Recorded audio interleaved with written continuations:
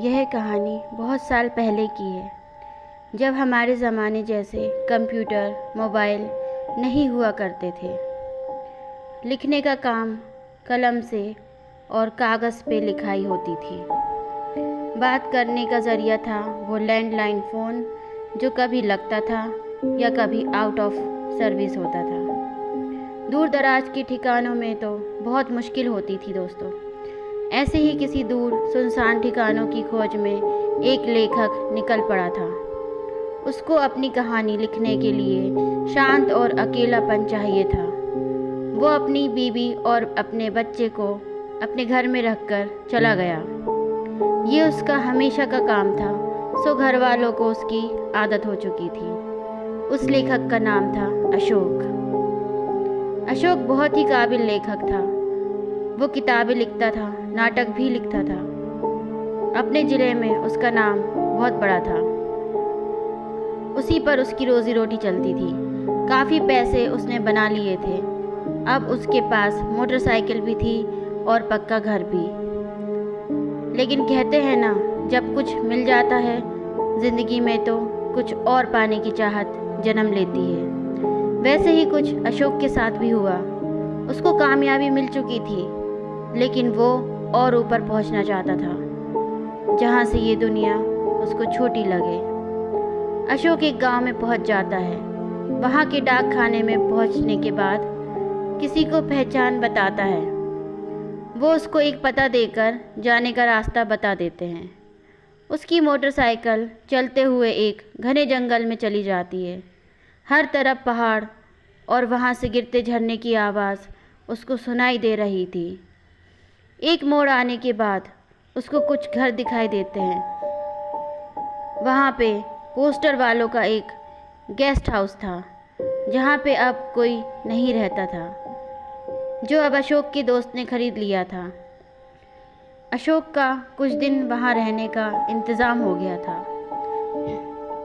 बाहर से वो गेस्ट हाउस पूरी लकड़ी का बना था, लेकिन वो अंग्रेज़ों के ज़माने का था, तो उसकी बनावट भी विदेशी झलक साफ दिखाई दे रही थी। बाहर बड़ा सा बरामदा और वहाँ रखी एक मेज़ और कुर्सियाँ। उसके बाजू में लकड़ी के खंभे लगे हुए थे। उसके ऊपर मोटा सा गेरुआ रंग पोत दिया था। अशोक के सामान रखते ही वहाँ का चौकीदार भागते हुए आया और सामान उठाने लगा। अशोक ने उसको रोका और कहा, तुम घनश्याम हो क्या? मुझे बताया था तुम्हारे साहब ने। हाँ साहब, मुझे मेरे मालिक ने यहाँ टेलीफोन करके बताया था कि एक बहुत बड़े साहब आने वाले हैं। घनश्याम ने बड़े ही सादगी से अशोक की तारीफ कर डाली। अशोक को बड़ा सुकून मिला। उसने हंसते हुए कहा, अरे मैं कोई साहब नहीं हूँ। तुम्हारे साहब और मैं साथ में पढ़ाई करते थे। मैं लेखक हूँ, कविता, कथा और कुछ नाटक भी लिखता हूँ। तुम्हें नाटक पसंद है? अशोक ने उसकी पसंद पूछ ली। अक्सर गांव में नाटक देखने आज भी लोग दूर से आया करते हैं। अपने रिश्तेदारों के यहाँ पहले दिन से ही पहुँच जाते हैं। लेकिन उस ज़माने में नाटक होना आम बात नहीं थी।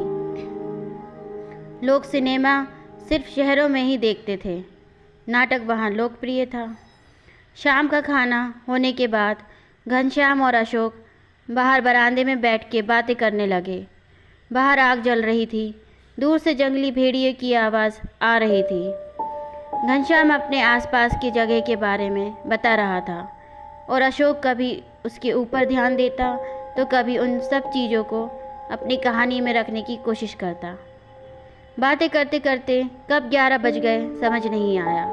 घनश्याम बोला, साहब रात को अकेले बाहर मत निकलिए। बाहर जंगली सुअर, भेड़िया और तो और शेर भी आ जाता है। यहाँ कोई भरोसा नहीं है। उसको हाँ बोलकर दोनों अपने अपने रूम में सोने चले गए। अशोक को थकान होने के बाद भी नींद नहीं आ रही थी। अब वो खिड़की खोलकर एक कुर्सी पे बैठ गया। जंगलों से बहुत ही डरावनी आवाज़ आ रही थी। कभी शेर की दहाड़ तो कभी उल्लू की आवाज़। बहुत ही भयानक लग रही थी। उसको लग रहा था जैसे वो सब उसके आसपास घूम रहे हों। वो अब लिखने का सामान खोजता है।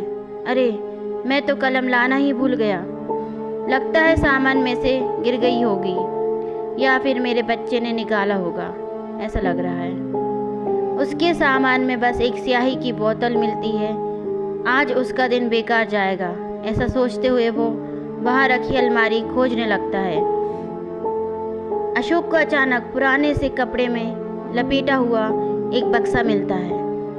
वो बड़े ही आश्चर्य से उसको खोलता है। अरे वाह, मेरा काम तो बन गया। पेन भी है और एक बड़ी सी डायरी भी। शायद मेरे दोस्त ने मेरे लिए लाकर रखी होगी।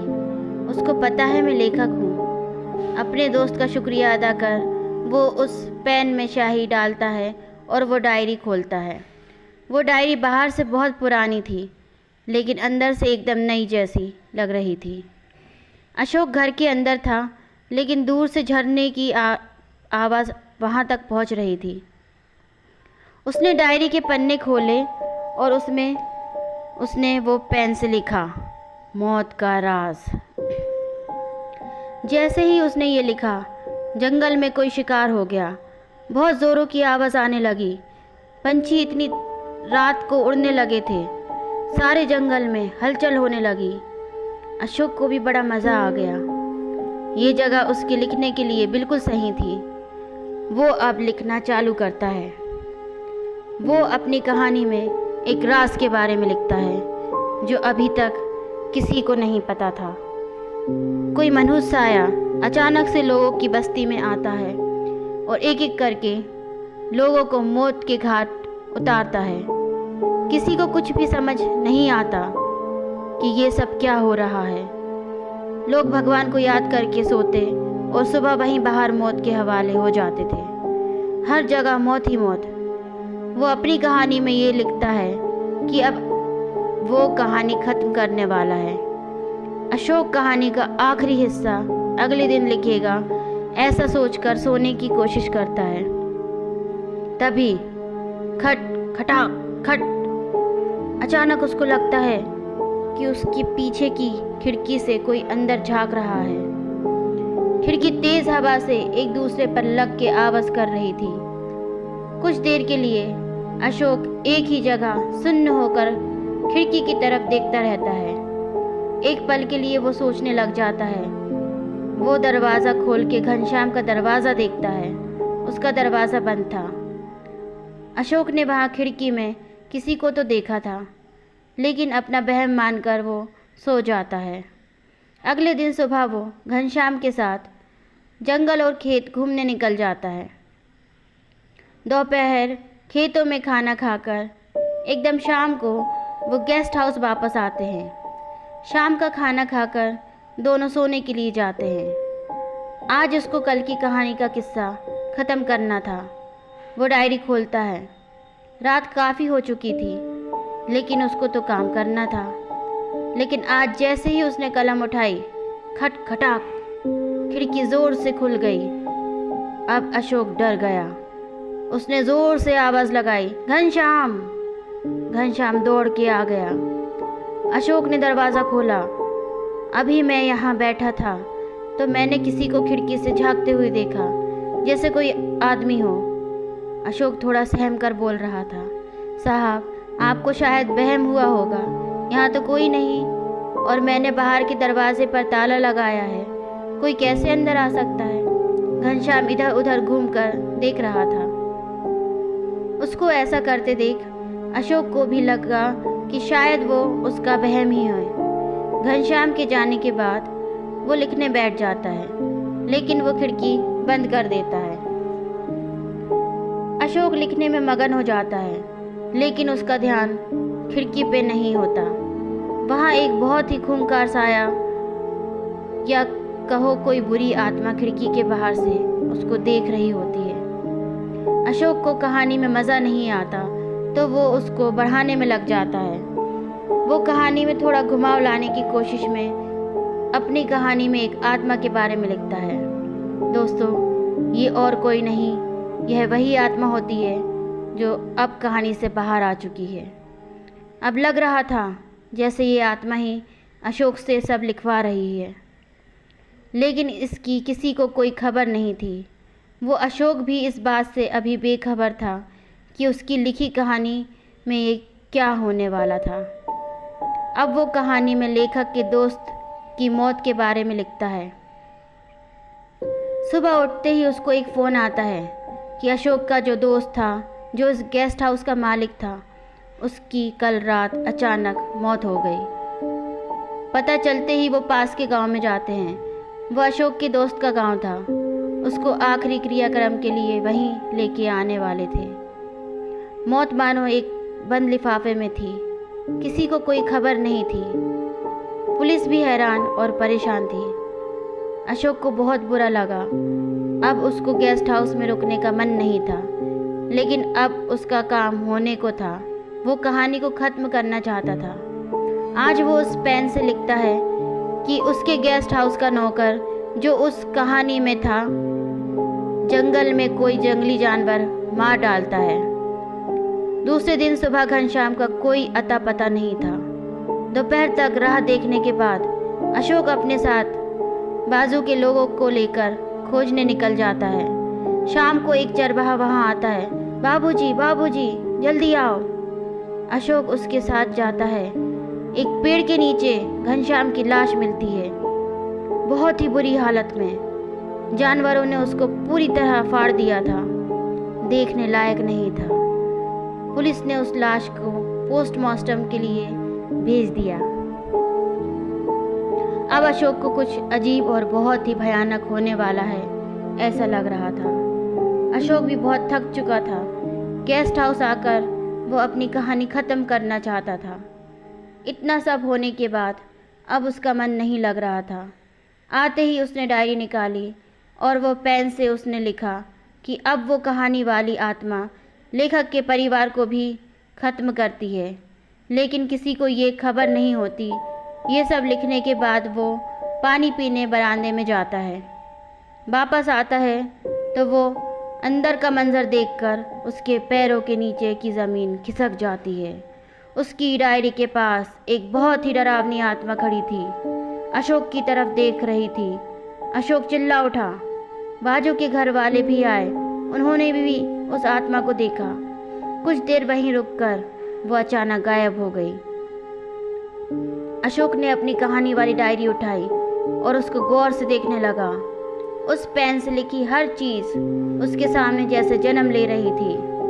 उसको यकीन नहीं हुआ, लेकिन उसने उस कहानी में जो लिखा था वो सब हो चुका था। दोस्त और नौकर की मौत। अशोक ने लेखक के परिवार की मौत के बारे में लिखा था। लिखा हुआ तो वो मिटा नहीं सकता था, इसलिए अपनी गाड़ी लेकर बहुत तेज घर पहुंचने निकल जाता है। कहीं न कहीं उसको यह एहसास हो गया था कि उस डायरी या पेन की वजह से ये सब मौतें हो रही थी। अब वो जो भी लिखता वो सब असलियत में हो रहा था, लेकिन देर हो चुकी थी। घर के बाहर अशोक के रिश्तेदार थे। बहुत भीड़ थी। अशोक को सदमा लग गया। उसको चलना नहीं हुआ, एक जगह गिर गया। उसको बीवी और बच्चे की तस्वीर सामने दिखने लगी।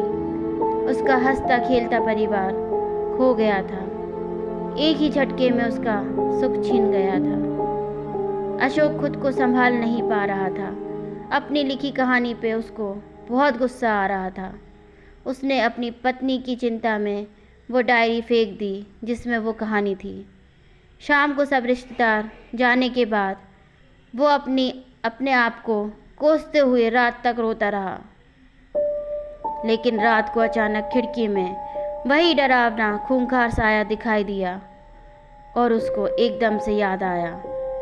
उसने डायरी तो जलाई, लेकिन गेस्ट हाउस से निकलने के पहले ही उसने अपनी कहानी का अंत लिख लिया था। उस लेखक की मौत जो एक राज बन गई। कहानी अच्छी लगी हो तो लाइक, शेयर एंड सब्सक्राइब करें। धन्यवाद।